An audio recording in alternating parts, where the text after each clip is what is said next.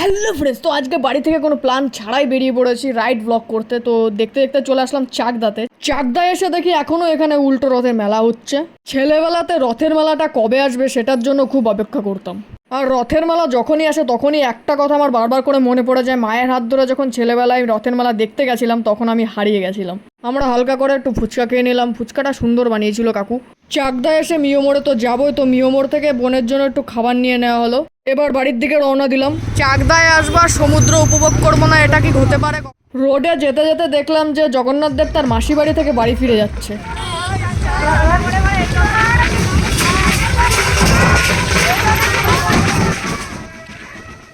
তারপর আমরা গোড়াচাঁদতলা tea stall থেকে একটু চা খেয়ে নিলাম।